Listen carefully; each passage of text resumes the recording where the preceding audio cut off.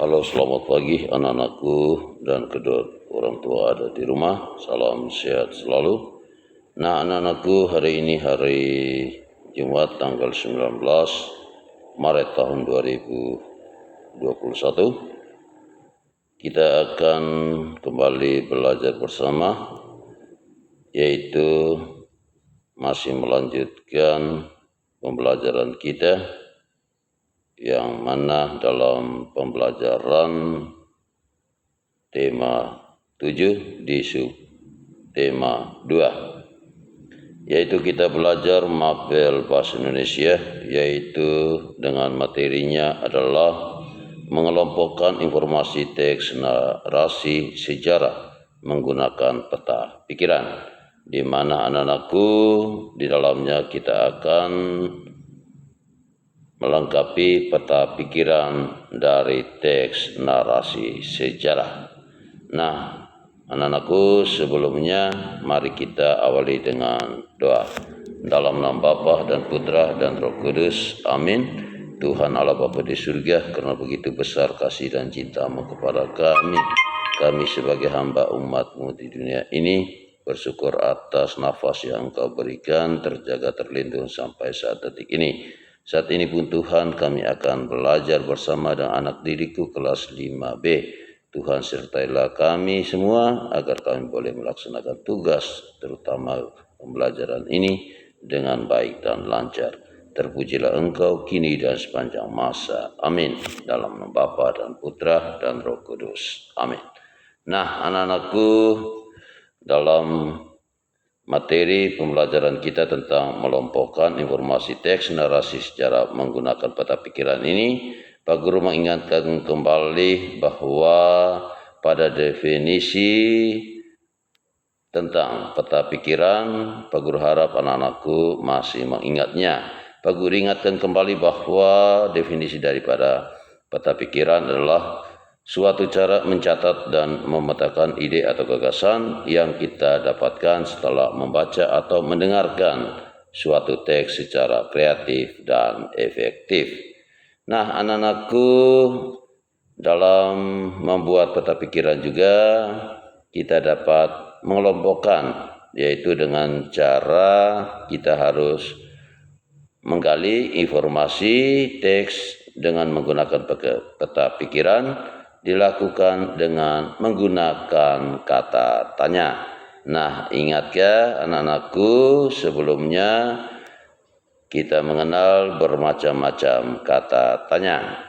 Sebelum kita membuat peta pikiran, anak-anakku di rumah, anak-anakku harus terlebih dahulu yaitu memahami teks, terutama isi daripada teks narasi sejarah secara keseluruhan. Artinya, kalau kita mau mengetahuinya berarti kita harus membaca teks yang ada secara cermat atau teliti. Setelah itu baru anak-anakku mencatat informasi penting atau yang terdapat dalam teks tersebut, lalu kita mengelompokkan berdasarkan kata tanya yang tepat. Contohnya, kita kenal kata tanya apa, di mana, kenapa, siapa, mengapa, dan bagaimana. Lalu anak-anakku, setelah kita mengelompokkan berdasarkan kata tanya tersebut, baru kita dapat menyajikan ke dalam suatu bagan peta pikiran. Nah, anak-anakku, sekarang Pak Guru ajak anak-anakku, coba anak-anakku perhatikan pada buku pena Anda halaman 113. Di situ kita akan membaca sebuah teks yang berisi tentang sejarah, yaitu yang berjudul Peristiwa Pembacaan Teks Proklamasi.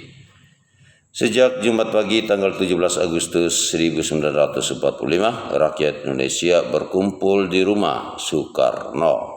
Mereka ingin menyaksikan pembacaan teks proklamasi. Semua orang mempersiapkan pembacaan naskah proklamasi. Suhut mempersiapkan bambu sebagai tiang bendera. Sementara itu, Ibu Fatmawati menjahit bendera merah putih. Nah, naskah proklamasi dibacakan pada pukul 10 pagi waktu Indonesia Barat. Setelah itu, Ensud dan Latif Hendra Ningrat mengibarkan bendera merah putih. Pengibaran bendera merah putih tersebut diiringi lagu Indonesia Raya yang dinyanyikan oleh semua hadirin. Setelah pengibaran bendera, Wali Kota Suwiryo dan Dr. Muwardi turut memberikan sambutan.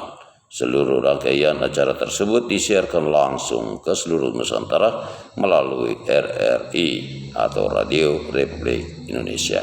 Nah, anak-anakku, itulah sebuah teks bacaan yang tentang narasi, yaitu tentang sejarah proklamasi.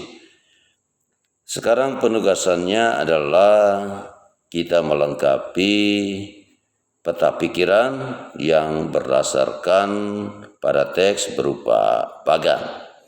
Anak-anakku perhatikan baik, di situ judulnya ada di tengah yang tulisan hitam, yaitu pembacaan proklamasi. Lalu ada 5 buah kotak yang masing-masingnya kita harus mengisi, melengkapi berupa peta pikiran berdasarkan cerita yang ada. Yang pertama yaitu menyangkut tokoh-tokoh yang terlibat, berarti kita menuliskan tokoh-tokoh siapa-siapa, yang nama-nama orang siapa yang ada dalam teks tersebut. Yang kedua adalah tujuan pembaca. Tujuan pembaca setelah kita membaca itu pasti ada tujuan. Kita bisa menyampaikan tujuan kita. Yang ketiga adalah cara menyebarkan berita proklamasi. Yang keempat, waktu pembacaan. Dan yang terakhir adalah tempat pembacaan. Nah, anak-anakku, Pak Guru kasih jawaban berupa contoh, yaitu pada tabel yang keempat, yaitu tentang waktu pembacaan. Waktu berarti jam, yaitu berarti kita menjawabnya itu pada pukul 10 pagi waktu Indonesia Barat. Nah, anak-anakku, yang 4 kotak yang tersisa, Pak Guru harap anak-anakku sebagai penugasan melengkapi atau mengerjakannya berdasarkan teks narasi sejarah yang berjudul peristiwa pembacaan teks proklamasi. Semoga anakku dapat mengerjakan penugasan yang ada. Akhirnya dari Pak Guru mengucapkan selamat pagi, salam sehat selalu. Terima kasih.